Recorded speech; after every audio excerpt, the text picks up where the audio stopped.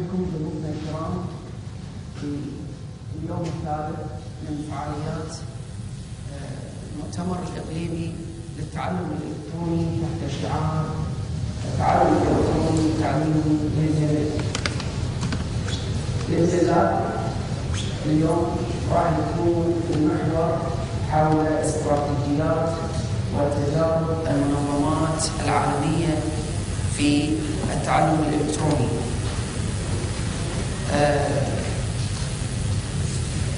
We would like to welcome our visitors on the third day of the Regional E-Learning Conference 2010 held in Kuwait.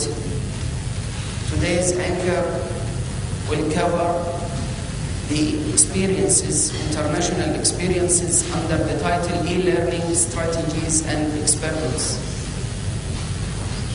We will start with our guest, Mr. Yi Jingjong from Singapore. نبدأ بمحاضرة للمتحدث الرئيسي الكينوت سبيكر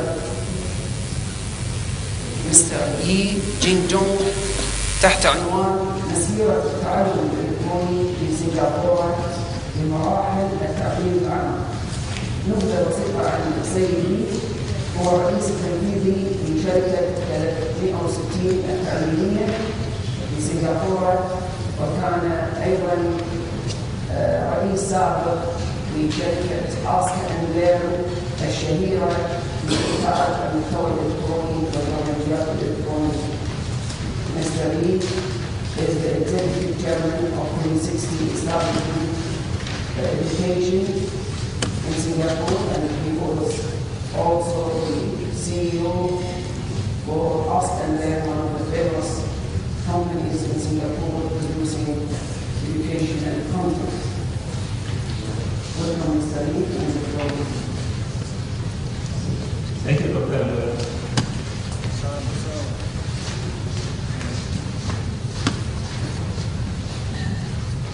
Good morning, everybody. Welcome here, and it's my pleasure to be here in this beautiful country of Kuwait. This is my third time here already, and I'm loving all my trips here. So I bring you greetings from Singapore. That is a map of Singapore. It's very small, about the size of Bahrain. We have about 5.5 million people squeezed into the little island. So I'll be sharing about.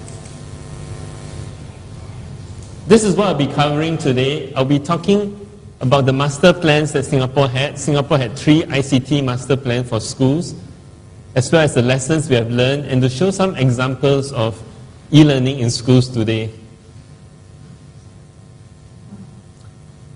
A little bit about the landscape of Singapore schools. We have roughly about 360 primary, secondary schools and junior colleges.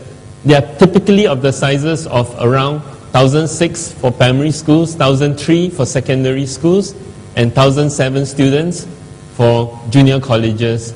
So that makes up roughly about slightly over 500,000 students in Singapore and about 30,000 teachers. In Singapore, we follow mostly the Cambridge O-levels, A-levels examinations, although we have started a few schools using the International Baccalaureate, and we have a school that is started by the National University of Singapore doing the NUS Diploma program. We do have a number of private and international schools, and these are intended mostly for foreigners because Singaporeans, unless you have a special reasons, you cannot go into international schools. And there are also certain restrictions as well. The participants in the school e-learning environment in Singapore, I've roughly categorized them into 3 broad categories. First, we have the government, which of course will comprise the Ministry of Education, the biggest player in the school e-learning market. We have government agencies, for example, the Infocom Development Authority of Singapore, or IDA for short. They are tasked to help private companies to boost up the IT industry in Singapore, as well as to look at government organizations, how they can use ICT more effectively. So they are also very active in this whole e-learning equation, from providing support to MOE, as well as providing support and incentive to local companies to go into the e-learning services. And lastly, we have the Economic Development Board, which in the early days of e-learning in Singapore was very active in providing funding and initiatives to help private companies, but no longer so today. Then we have the schools and teachers, of course, which are the main users of e-learning, and these are the people that actually drive the way e-learning has been used over the last 14 years, which I'll be sharing about. And lastly, we have the industry players, of which I came from. As Dr. Amula mentioned, I started a company called Ask and Learn, which became today the biggest e-learning company in Singapore, servicing about half of all the schools in Singapore. So the sharing that I'm going to do for the rest of this morning is going to be from the perspective of all these different players, and my experience is mostly from that of a private industry provider. So my views are not necessarily the same as the government official views.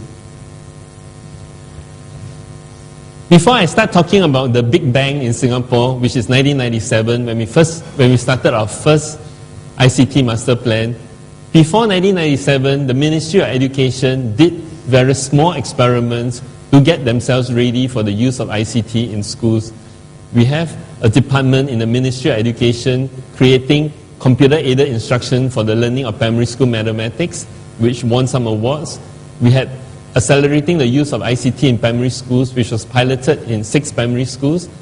The program mostly involved buying of CD-ROMs from some local companies, but mostly from overseas companies, from America, Europe, and so on, to see how those can be used in schools in Singapore. And then we had the Students Teachers Workbench, which as a program started before internet was launched in Singapore. So it was a pre-internet kind of system which tried to allow content to be delivered from remote places, from one place to another, to the schools and so on. And then we had a few schools in Singapore that started to use internet. Now, internet came into Singapore only in 1995, officially. Before that, it was only in the university. So once it became commercially available, the ministry tried it out in a few schools and a few small experiments. Then came the Big Bang. In 1997, the then Minister of Education launched this program, which is a 2 billion Singapore dollar program over the next 5 years that focus on 4 key areas. The first is to build IT infrastructure to ensure that every school has at least 2 megabits per second internet access. Every school will have intranet file servers where we can store information. And there was a plan to build a standard learning management system that will be used across all the schools in Singapore. The second pillar of this program is to ensure that every school will have sufficient hardware.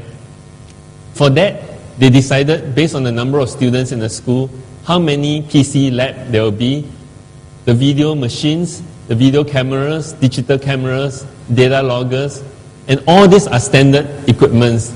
So you cannot choose a brand, you cannot choose the specification of your computers. The government decided, and based on the timing that they had planned, they will give it to the schools at a certain time. And in order that this hardware were to be used effectively, the ministry also decided to set up a team to build standard multimedia resources that will be shared with all schools to be used. And of course, you need to take care of the manpower side of things. So what they did was that they created IT curriculum to ensure that the teachers themselves are properly trained. Every single teacher must be trained in IT, and they created conferences and so on to expose teachers to IT. Now bear in mind that in 1997, when this was announced, IT literacy in schools was very low, and there were hardly computers in the schools other than for admin purposes. So they had a massive task of ensuring that all 30,000 teachers at the end of the 5 years must know computer, must know internet. So some of the key programs in the first master plan, which I shall call MP1 for short, are, because we are setting up the infrastructure over 360 schools, they divided the implementation into 3 phases. In the first phase, there are 22 pilot schools, and hence you also have what we call the 22 demo IT schools. So many things that are tried out were initially tried out in these selected 22 schools. They were the first to receive all the infrastructure, the first to receive all the computer hardware, the first to receive all the training. And then that later moved to 100 schools a year later, followed by all 360 schools within 2 years after that. And teachers were also given incentive that the ministry will pay part of the purchase of a laptop if the teachers want to buy their own laptop. But otherwise, the ministry will provide a shared PC, 2-to-1 for every teacher. That also started a large-scale education software procurement scheme where the Ministry of Education bought large number of CD-ROMs from overseas, as well as encouraged local companies through various schemes which I mentioned here, the school industry partnership programs and various EDB and IDA grants to spur the creation of content to meet the needs of local schools. There is a project called the School DMR project, which is School Digital Media Repository. Basically, this program is that standard learning management system which I mentioned earlier that they plan to have. So they piloted it with 22 schools where there's a system that was designed. It was awarded to a company to build the system, and then various departments in the ministry built content, and the company also built certain content for this. Now, at the same time that the master plan started, which was from 1997 to year 2002, it coincided with a very interesting development in the industry at that time called the dot-com boom. So it started in America much earlier, but in Singapore, the dot-com fever only started in 1999 when a few companies went on to use internet and became public listed on the stock exchange and became very profitable, or so-called very high valuation. So that spurred a lot of small companies, including myself. I was spurred by all these dot-com things happening around, and I started Ask and Learn in year 2000. And together with maybe about 30 to 50 other companies who are also doing e-learning for the schools. So many companies started at that same time. And because of this dot-com revolution in Singapore, many of the older companies that were building CD-ROM content for the Ministry of Education also moved themselves from CD-ROMs into internet e-learning development. And even our universities and the polytechnics saw that this was something exciting. They also created e-learning systems, and in particular, the National University of Singapore and the Ngee Polytechnic created their own platforms and commercialized it. And I was a beneficiary. I took the systems from one of them to start my business. And there were various schemes from the government that provided incentive for co-development and co-funding of all these innovative ideas for education. That resulted in something. It resulted in many free or low-cost e-learning solutions that are used across many schools in Singapore.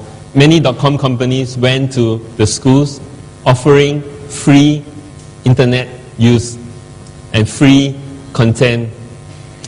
Because of that, the ministry felt that there wasn't a need to do the school DMR project because it was very costly and it wasn't very effective compared to what the companies were offering.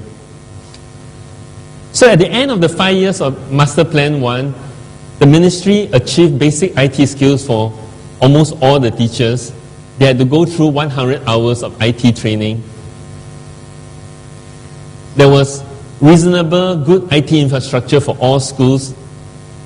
At the end of 2002, we were already having a ratio of 6.6 students to 1 computer in the primary schools and 5 students in the secondary schools or college to 1 computer, and 2-to-1 for teachers' laptop ratio. And also the ministry decided that there will not be any single learning management system, but rather they will let the schools decide